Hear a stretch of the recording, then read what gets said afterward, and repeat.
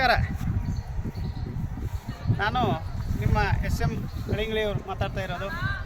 ಇದು ನನ್ನ ಸ್ವಂತ ಜಿಲ್ಲೆ ಆಗಿರ್ತಕ್ಕಂತಹ ವಿಜಯಪುರ ಜಿಲ್ಲೆ. ಈ ವಿಜಯಪುರ ಜಿಲ್ಲೆಯಲ್ಲಿ ಇಂತಹ ಒಂದು ಭವ್ಯವಾಗಿರ್ತಕ್ಕಂಥ ಒಂದು ಸ್ಮಾರಕ ಐತಿಹಾಸಿಕ ಕಟ್ಟಡ ನಮ್ಮ ಹೆಮ್ಮೆ ಎಂದು ಹೇಳಬಹುದು.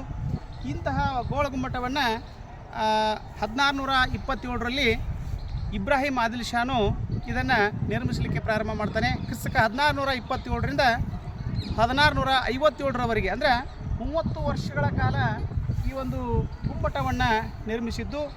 ಇವತ್ತು ಬಹಳ ಭವ್ಯವಾಗಿ ಕಾಣುವಂತಹ ಒಂದು ವಾಸ್ತುಶಿಲ್ಪಕ್ಕೆ, ಸುಲ್ತಾನರ ಕಾಲದ ವಾಸ್ತುಶಿಲ್ಪಕ್ಕೆ ಬಹಳ ಪ್ರಸಿದ್ಧಿ ಮತ್ತು ಪ್ರಖ್ಯಾತಿಯಾಗಿರುವಂಥದ್ದು.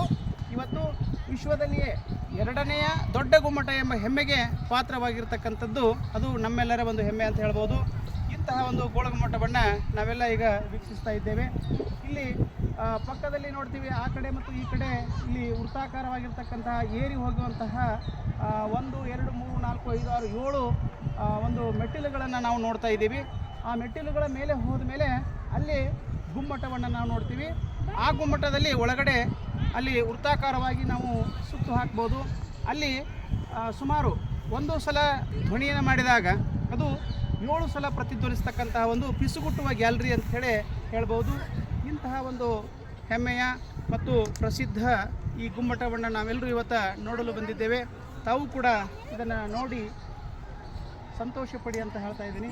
ಇಂತಹ ಅದ್ಭುತವಾಗಿರ್ತಕ್ಕಂಥ ಗುಮ್ಮಟ 2ನೆಯ ಅತ್ಯಂತ ದೊಡ್ಡ ಗುಮ್ಮಟ ಅನ್ನುವಂಥ ಹೆಮ್ಮೆಗೆ ಪಾತ್ರವಾಗಿದೆ.